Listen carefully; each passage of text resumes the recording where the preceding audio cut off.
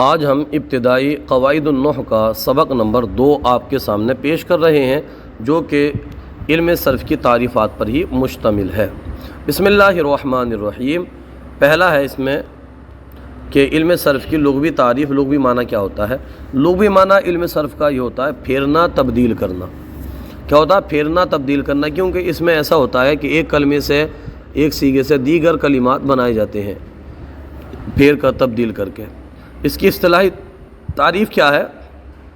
اس کی اصطلاحی تعریف یہ ہے کہ صرف وہ علم ہے جس میں صیغے بنانے اور ان میں تغیر یعنی تبدیلی کرنے کے قواعد و ضوابط بیان کی جائیں، قاعدے اور ضابطے بیان کیے جائیں، یعنی ایسا طریقہ بتایا جائے کہ جس کے ذریعے صیغے بنائے جائیں اور ان میں تبدیلی کی جائے۔ اس کا موضوع کیا ہے؟ اس کا موضوع ہے اسم معرب اور فعل متصرف۔ اسم معرب وہ مطلب جس کا اعراب بدلتا رہتا ہے، فعل متصرف بھی یہ مطلب تبدیل ہوتا رہتا ہے قواعد کے مطابق، یہ بھی چینج ہوتا رہتا ہے، یعنی فعل ماضی بنتا ہے، فعل ماضی سے پھر مضارع بن جاتا ہے، امر بن جاتا ہے۔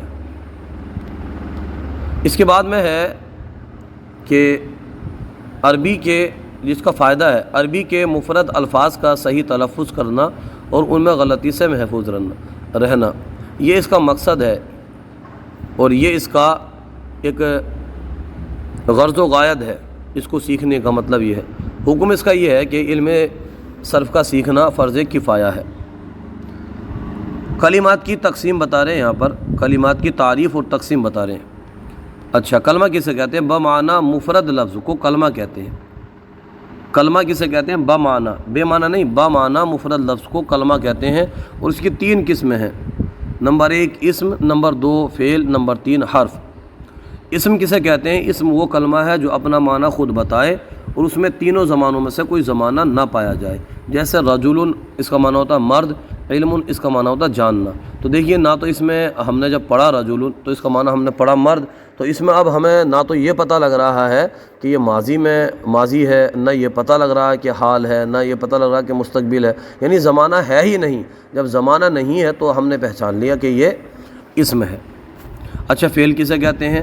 فعل وہ کلمہ ہے، یعنی وہ بمعنی کلمہ ہے، وہ معنی مفرد لفظ ہے کہ جو اپنا معنی خود بتائے اور اس میں تینوں زمانوں میں سے کوئی زمانہ بھی پایا جائے، جیسے نصرہ اس نے مدد کی، ینصرو وہ مدد کرتا ہے، اور انصر تو مدد کر۔ تو دیکھیے، نصرہ اس نے مدد کی، تو اس سے ہم سمجھ رہے ہیں کہ یہ بات تو ہے، یہ گزر چکی ہے، یہ ہو چکی ہے، یہ ماضی کی بات ہے، تو ہمیں پتہ لگ گیا زمانہ ہے، تو اس سے ہم نے پہچان لیا کہ یہ فعل ہے۔ ینصرو وہ مدد کرتا ہے یا کرے گا، کرتا ہے، تو ہے سے پتہ لگ رہا ہے کہ زمانے حال کی بات ہو رہی ہے، یہ تو زمانہ جیسے اس میں آ رہا ہے تو اس سے پتہ لگ رہا ہے کہ یہ فعل ہے۔ انصر تو مدد کر، اس میں بھی حکم دیا جا رہا ہے مستقبل کے لیے، انصر تو مدد کر، تو اس سے بھی معنی سے پتہ لگ رہا ہے کہ یہ فعل ہے۔ یعنی دونوں میں آپ دیکھیں گے، کلمے میں اور اس میں اسم کے اندر اور فعل کے اندر آپ 2 چیزیں دیکھیں گے نا، تو دونوں کی تعریف تو یہی ہے کہ دونوں اپنا معنی خود بیان کریں، بغیر کسی دوسرے حرف سے ملے ہوئے، خود اپنا معنی یہ بیان کریں گے۔ لیکن اسم اور فعل میں فرق یہ ہے کہ اسم میں زمانہ نہیں ہوتا ہے اور فعل کے اندر زمانہ ہوتا ہے، یہ دونوں میں فرق ہے۔ یہ زمانے پر دلالت کرتا ہے فعل، اور اسم کے اندر زمانہ نہیں ہوتا ہے۔ اچھا، بمعنی مفرد لفظ کو کلمہ کہتے ہیں، کلمے کی 3 قسمیں پڑھی ہیں، تو تیسری قسم جو ہے وہ ہے حرف۔ حرف کسے کہتے ہیں؟ حرف وہ کلمہ ہے جو اپنا معنی جملے میں واقع ہوئے بغیر نہ بتا سکے، اور اس میں تینوں زمانوں میں سے کوئی زمانہ بھی نہ پایا جائے، یعنی اپنا الگ سے حرف معنی نہیں بتا سکتا، یہ محتاج ہوتا ہے دوسرے کلمے میں ملنے کا، جب تک ملے گا نہیں، جڑے گا نہیں، اپنا معنی بتا نہیں سکے گا۔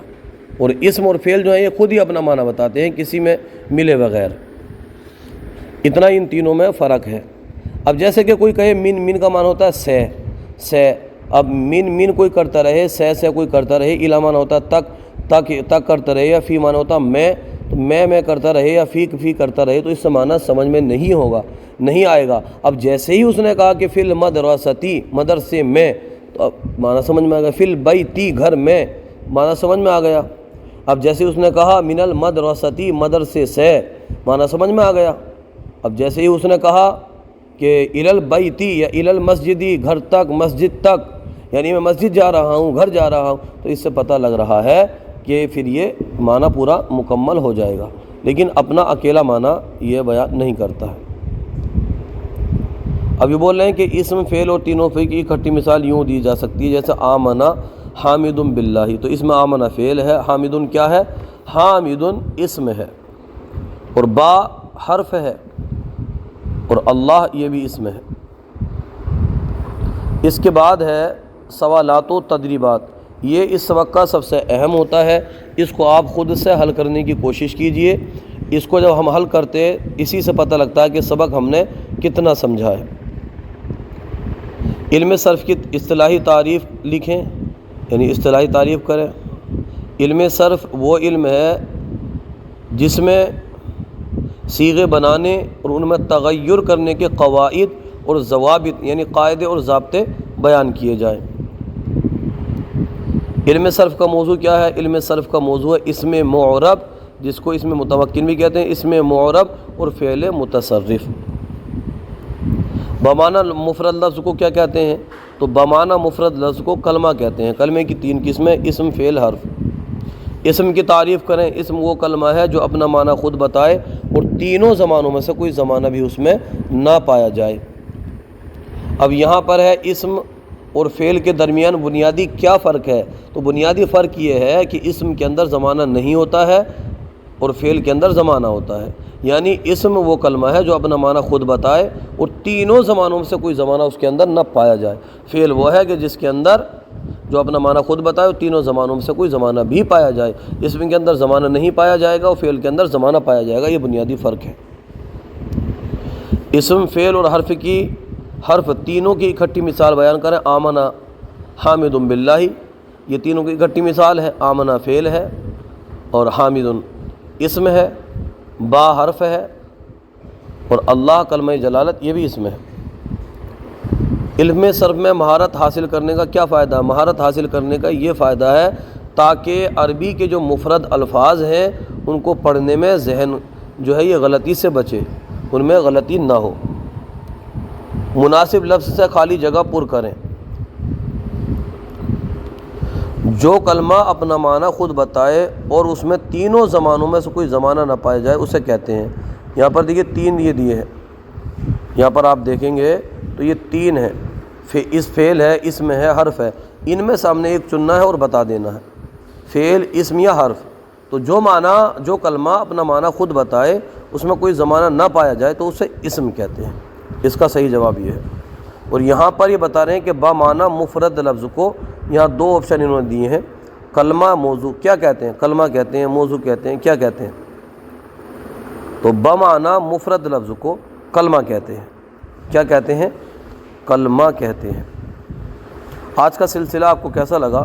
کومنٹ باکس میں ضرور بتائیے۔ اگر کوئی غلطی ہو تو ہماری اصلاح فرمائیے۔ ہمارے یوٹیوب چینل الحیات اکیڈمی کو ضرور سبسکرائب کیجیے۔ جزاکم اللہ خیرہ۔